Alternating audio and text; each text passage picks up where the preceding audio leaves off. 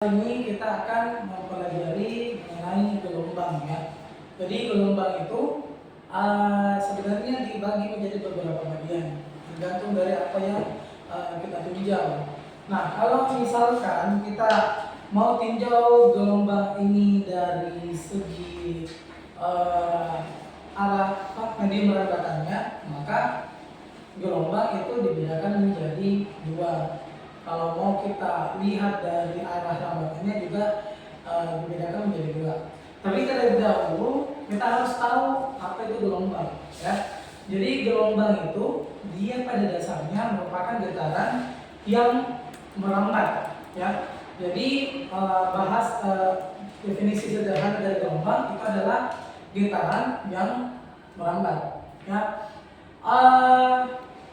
Di dalam gelombang, kalau misalkan kita tinjau dari medium rambatannya, kalau medium rambatan itu berarti artinya adalah tempat jalannya ini gelombang, ya. Maka gelombang itu dia dibedakan menjadi dua. Nah, ingat, gelombang itu adalah getaran yang merambat. Berarti kalau gelombang bergerak, berarti gelombang ini bisa dikatakan bahwa dia merupakan objek yang bisa bergerak. Nah, gelombang ini itu dibedakan menjadi beberapa bagian tadi ya. Kalau kita lihat dari tempat rambatannya atau medium rambatannya atau tempat jalannya, maka gelombang ini dibedakan menjadi dua, yaitu mekanik dan juga elektromagnetik. Ya. Nah, kalau gelombang mekanik dia merupakan gelombang yang harus ada medium rambatannya. Jadi kalau misalkan tidak ada tempat jalannya ini gelombang, maka dia tidak bisa bergerak kalau dia tergolong ke dalam gelombang mekanik. Apa contoh gelombang mekanik? Contohnya adalah gelombang bunyi atau gelombang suara ya. Jadi kalau misalkan kita bicara di lapangan terbuka dengan di dalam ruang tertutup kayak kelas seperti ini, itu kualitas bunyinya berbeda, ya. Akan lebih jelas kita mendengar suara atau bunyi ketika berada di dalam kelas dibanding dengan lapangan terbuka. Kenapa demikian? Karena kalau di dalam kelas itu kan banyak sekali medium rambatan, ya. Ada medium rambatan berupa udara, kan udara di dalam ruang tertutup itu terbatas pergerakannya. Kemudian ada berupa zat padat seperti ada dinding, kursi, lantai dan sebagainya. Jadi ketika saya berbicara misalkan bisa sampai ke gendang telinga kalian dengan jelas, itu dikarenakan suara saya ini merambat dari udara, medium udara pindah ke medium zat padat, kemudian sampai ke telinga kalian. Berbeda pada saat di lapangan terbuka. Kalau di lapangan terbuka kan mediumnya dominan udara. Dan kerapatan udara dengan kerapatan medium zat padat itu beda. Zat padat itu dia lebih rapat partikelnya, kalau udara lebih renggang. Jadi ketika saya berbicara, kemudian suara saya itu melewati medium berupa gas, ya, maka dia langsung suaranya merambat ke segala arah karena udara itu kan bebas bergerak radial. Nah, makanya kalau saya bicara di lapangan terbuka itu suaranya kadang tidak terlalu jelas sampai ke telinga, ya. Sama saja kalau misalkan di luar angkasa, astronot ya, kalau dia mau bicara di luar angkasa itu tidak bisa karena di luar angkasa itu hampa udara. Jadi kalau misalkan ada astronot atau orang teriak dengan kencang di luar angkasa itu tidak akan bisa terdengar suaranya karena tidak ada medium rambatan, ya. Sedangkan kalau di bumi ada karena banyak medium rambatannya, dari zat cair, zat padat maupun zat gas, ya. Itu kalau gelombang mekanik. Contoh lain dari gelombang mekanik selain gelombang bunyi itu ada gelombang, ada laut misalkan ya, ombak, atau juga gelombang tali yang misalkan kalau kita ada tali apa lagi itu yang panjang, itu kan berapi ya, yang tambang ya, tali tambang. Kalau misalkan kita getarkan maka dia bentuk getarannya kurang lebih seperti ini. Bisa dibayangkan? Bisa ya? Oke, itu kalau gelombang mekanik. Kalau gelombang elektromagnetik, dia merupakan gelombang yang tidak memerlukan medium rambatan. Artinya gelombang ini ya meskipun tidak ada medium rambatannya atau tempat jalan gelombangnya, dia tetap masih bisa merambat. Apa contohnya? Cahaya matahari. Ya, cahaya matahari. Nah sekarang kan kita tahu kalau misalkan di luar angkasa ya atau di luar planet, ini kan matahari, ini bumi, di sekitar sini itu kan apa? Udara. Nah, karena cahaya matahari ini merupakan gelombang elektromagnetik, jadi dia tetap bisa sampai ke bumi meskipun melewati tempat yang namanya hampa udara tadi, tidak ada medium rambatan, tetap dia bisa sampai. Ya, itu salah satu contoh gelombang elektromagnetik. Selain dari cahaya matahari juga ada radiasi. Jadi pancaran radiasi itu juga termasuk dalam gelombang elektromagnetik. Oke, sekarang kita fokus dulu untuk ke gelombang mekanik, ya. Jadi seperti yang saya katakan tadi bahwa gelombang itu merupakan getaran yang merambat. Nah, pada saat merambat, tentunya gelombang ini memakan waktu. Nah, waktunya ini yang dibutuhkan untuk satu gelombang untuk merambat itu disebut dengan periode. Lambang periode itu bukan T kecil ya, tapi T besar. Satuannya sama, yaitu detik atau second. Kemudian banyak gelombang yang terdeteksi per satuan waktu itu disebut frekuensi, dengan satuan internasionalnya itu Hertz atau Hz. Nah ini ada rumus frekuensi dengan periode. Nah kalau kalian perhatikan antara frekuensi dengan periode, dia itu berkebalikan, ya. Untuk rumus frekuensi dulu, rumus frekuensi itu adalah N per T besar. Kemudian T besar itu ini T kecil ya, N per T kecil, kemudian T besar atau periode itu T per N, jadi dia berkebalikan.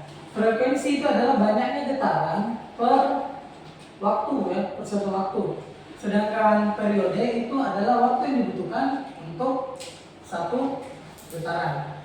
Nah, karena kedua rumus ini dia berkebalikan, maka bisa kita katakan bahwa frekuensi itu kebalikan T dan T adalah kebalikannya frekuensi. Nah, ini ada keterangan ya bahwa N kecil itu adalah banyaknya getaran yang terjadi. Kemudian T itu adalah waktu getar. Ingat, T kecil itu adalah waktu getar, terbesar adalah waktu getaran untuk satu kali atau waktu untuk satu getaran. Ya, kalau T kecil itu waktu getaran keseluruhan. Bisa dipaham? Nah, sekarang kita masuk ke jenis gelombang mekanik. Jadi gelombang mekanik ya itu dibedakan menjadi dua juga. Nah, kalau gelombang mekanik yang pertama itu ada yang namanya gelombang transversal. Yang kedua adalah longitudinal. Gelombang transversal dia bentuk gelombangnya itu terdiri dari beberapa bukit dan lembah ya. Jadi yang dikatakan bukit itu ini, kemudian lembah yang di bagian bawah. Yang dikatakan satu gelombang untuk gelombang transversal itu adalah terdiri atas satu bukit dan satu lembah. Ya, jadi kalau dia terdiri dari dua bukit, dua lembah, berarti dia dua gelombang. Oke, jelas untuk gelombang transversal? Jelas ya.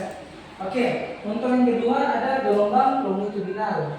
Nah, gelombang longitudinal itu dia mirip dengan per. Ya. Gelombang longitudinal dia merupakan gelombang yang arah getarnya sejajar dengan rambatannya. Jadi bentuknya untuk gelombang longitudinal dia sejajar atau selurusan dengan arah getaran dan rambatannya. Jadi antara arah getar dan arah rambatan berlaku lurus dia. Kalau di transversal dia tegak lurus, ya. Arah getarannya itu atas bawah, arah rambatannya kanan kiri. Jadi tegak lurus. Oke.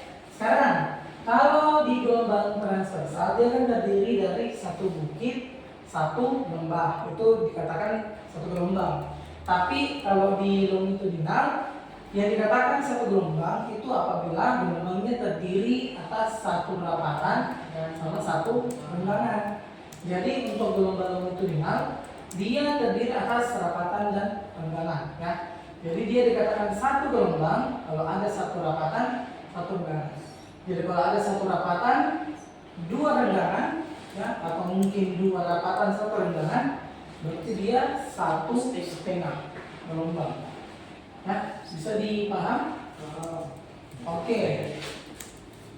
Selanjutnya kita masuk ke variabel atau besaran-besaran yang ada pada gelombang, ya.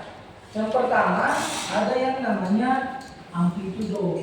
Amplitudo itu pada dasarnya adalah simpangan terjauh. Nah, kalau kita perhatikan pada gelombang transversal itu kan ada tempat rambatannya, ya, ini sumbu X.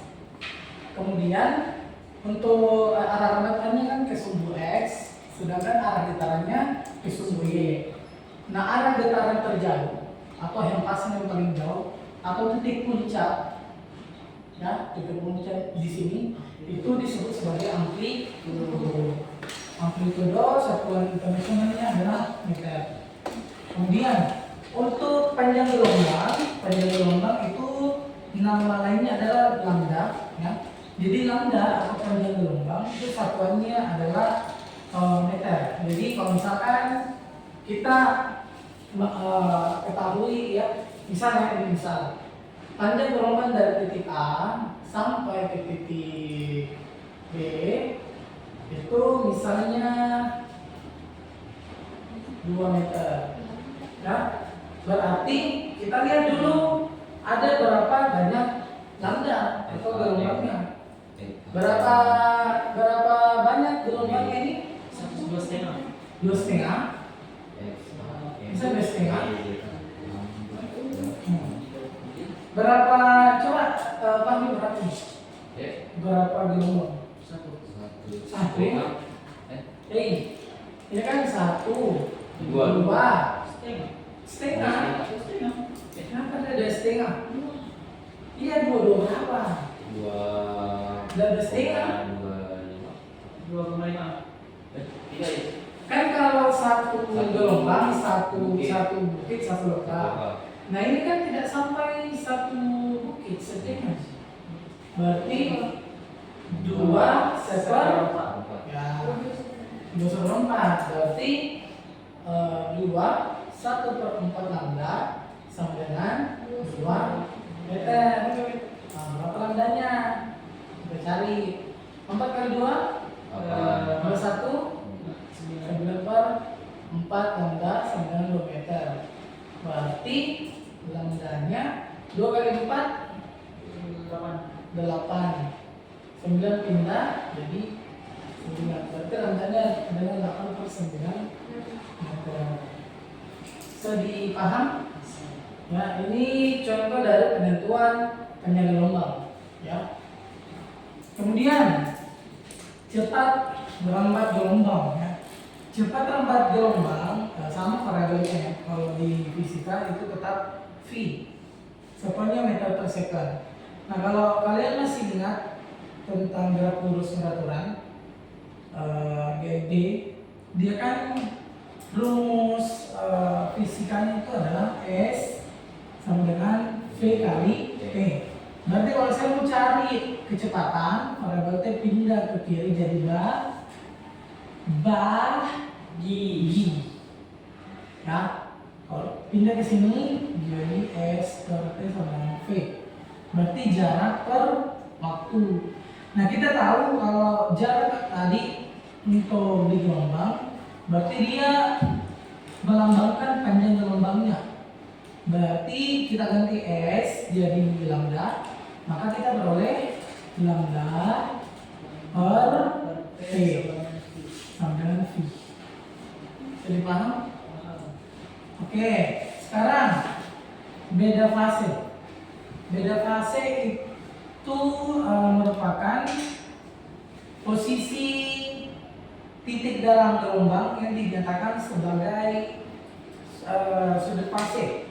Ya, jadi misalkan ini untuk sudut fase dulu ya. Sudut fase atau theta itu rumusnya adalah omega t kurang kx sama dengan 2pi kali t per t besar kurang x per lambda. Ya. Jadi nanti ada persamaannya. Kemudian kita tentukan yang mana omeganya, yang mana waktunya, yang mana kami, yang mana x-nya, dan sebagainya. Kemudian kalau fase rumusnya adalah theta. Jadi theta berarti ini yang dimasukkan per 2pi. Ya, kalau misalkan dalam theta ini tidak diketahui, tapi yang diketahui adalah omega, t, kx dan sebagainya, berarti kita ganti theta menjadi variabel yang ada dalam sini. Per 2pi sama dengan t kecil per t besar kurang x per lambda. Ya. Nah sekarang di sini ada dua gambar ya, yang menggambarkan tentang beda fase. Untuk gambar pertama, lihat yang merah sama biru, dia kan bentuk gambar di atas dengan gambar di bawah, dia bentuknya sama. Ya, kalau bentuknya sama, berarti tidak ada perbedaan antara keduanya, tidak ada perbedaan posisi. Berarti beda fasenya nol, karena tidak ada perbedaan posisi dari bentuk gelombangnya. Ya. Sedangkan kalau di gambar kedua kalau kalian perhatikan ya, dia berlawanan arah ya. Kayak misal ini untuk gelombang yang merah dia turun ke bawah, sedangkan kalau yang biru dia naik ke atas. Kalau yang gelombang merah ya, dia awalnya dari bawah naik ke bawah. Kalau di gelombang yang biru atas turun naik. Ya, jadi dia berlawanan arah. Kalau ditarik garis lurus seperti ini kan bentuknya berlawanan ya. Kalau ditarik garis lurus maka dia membentuk setengah lingkaran. Kalau setengah lingkaran berarti 180 derajat. Beda fasenya, beda bentuknya, beda posisinya. Bisa dipaham? Oke. Nah, supaya kalian bisa lebih paham mengenai materi kita tentang gelombang mekanik ini, maka kita masuk ke contoh soal dulu. Ya. Jadi perhatikan, gambar di bawah ini menunjukkan suatu bentuk gelombang. Jika selang waktu gelombang untuk menempuh dari A ke B adalah 0,5 detik, berapa? 1 ya. A-nya kecepatan lambat gelombang berapa? B-nya berapa frekuensinya? C berapa panjang gelombangnya? Sama D berapa amplitudonya? Oke. Pertama kita tentukan dulu yang bisa kita tentukan ya. Jadi kalau untuk amplitudonya saya rasa jelas 5 ya. Jadi amplitudonya langsung 5 mm. Ini bisa diubah ke 5 kali 10 meter ya. 5 kali 10 angkat ya, angkat minus 3 meter. Kemudian panjang gelombangnya 2,5. 2. Berarti lambdanya 2 sama dengan 2 lambda ya, artinya 2 gelombang sama dengan 30 cm. Berarti lambda sama dengan 30 bagi 2 dapat 15 cm. Kalau diubah ke meter jadi 15 kali 10 pangkat minus dua. ya minus 2 meter. Berarti D didapat, C juga didapat. Ya. Sekarang frekuensinya, frekuensi. Sekarang kita ketahui di soal T-nya itu 0,5 detik. Ya. Kemudian banyak gelombangnya Dua. 2. 0,25. Berarti apa rumusnya F tadi? N 0 N per N T. per T. Banyak gelombangnya berapa? 2. 2. T-nya 0,5. 1/2. Berarti berapa? 0,5 sama dengan 0,25. Berarti 2 bagi 1/2, 2 kali 2 sama dengan 4. Frekuensi yang 4. Kemudian kecepatannya V, apa rumusnya V? Lambda per T.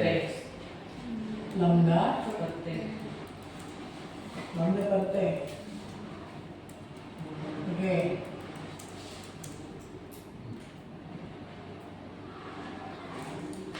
Oke, lambda per T. Lambdanya 15 kali 10 15 kali 10 pangkat minus 2 meter per 1/2. per 1/2. 30 kali 10 pangkat minus 2 per 0,005. 0,05. Ketiga nih. 0,3 ya. 0,3 meter per hektar. Ada pertanyaan? Oke, silakan ditulis dulu. Bertanya kalau misalkan ada yang bertanya.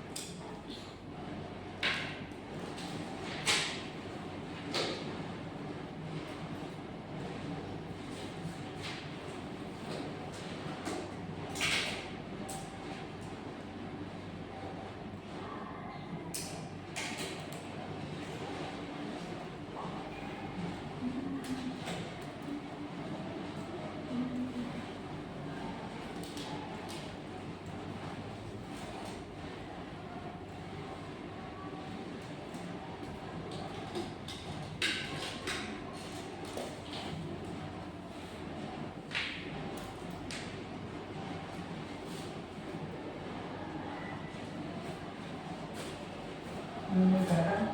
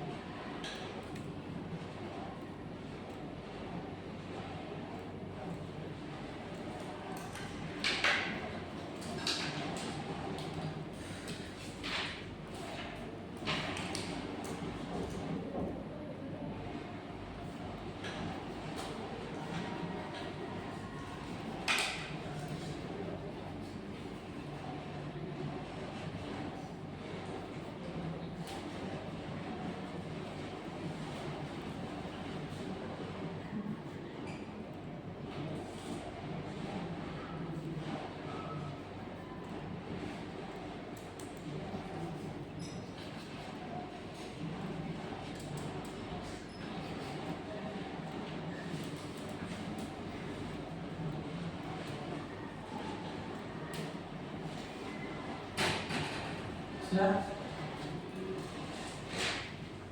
Oke, masih boleh. Apa dia Kak? Hah? Bagi apa sih Kak? Bagi apa sih? Enggak. Lanjut nih.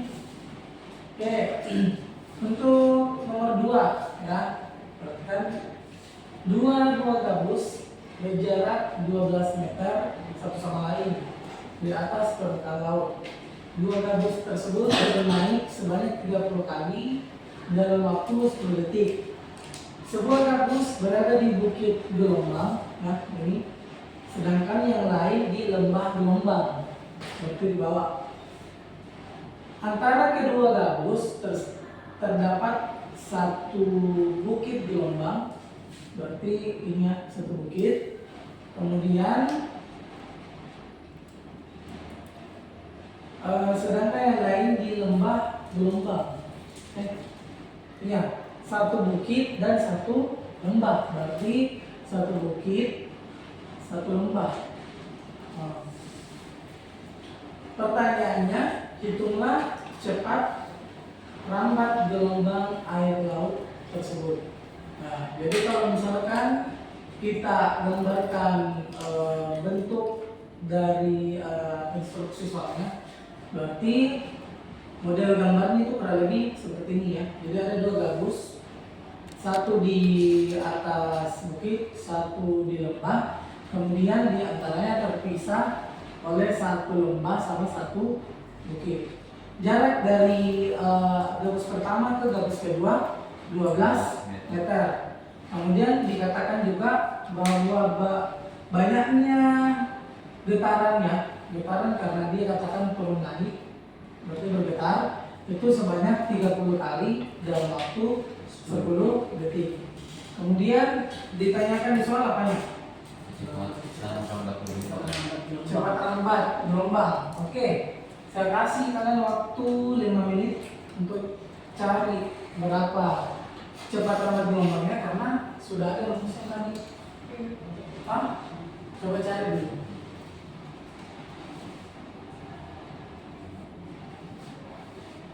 Sudah ada waktunya ya, ada T-nya. Kemudian lambdanya cari berapa lambdanya?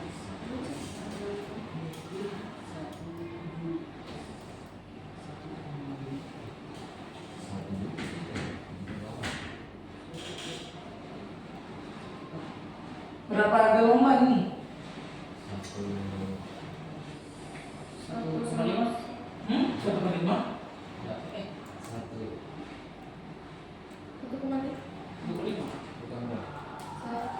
1.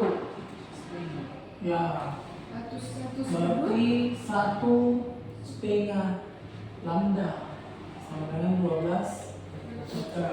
Ubah ini ke bentuk pecahan biasa, bukan biasa campuran, kan ini campuran. Iya. Kalau 2 menjadi berapa? Kalau 2 4 per 2 itu. 2 kali 2. 4 per 2. Tiga. Tiga. Maksudnya 3 per 2 lambda 12 meter. Berarti berapa lambdanya cari?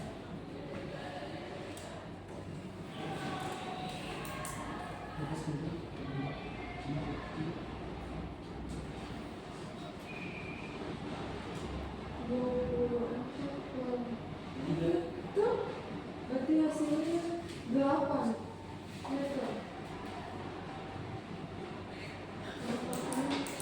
Ya, 8. 8. Berarti 8 per 10.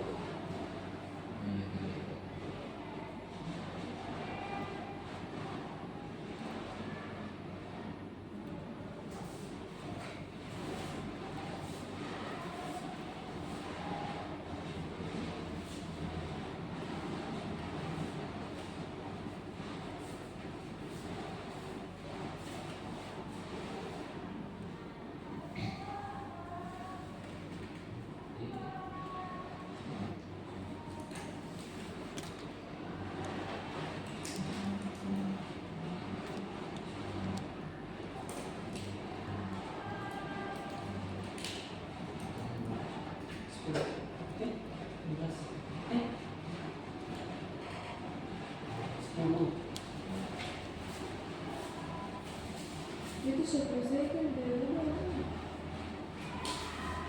10 Ji, jadi 10 kali 10 pangkat 1.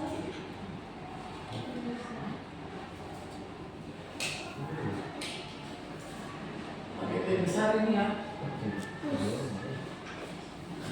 Ini Berarti gimana caranya cari T besarnya?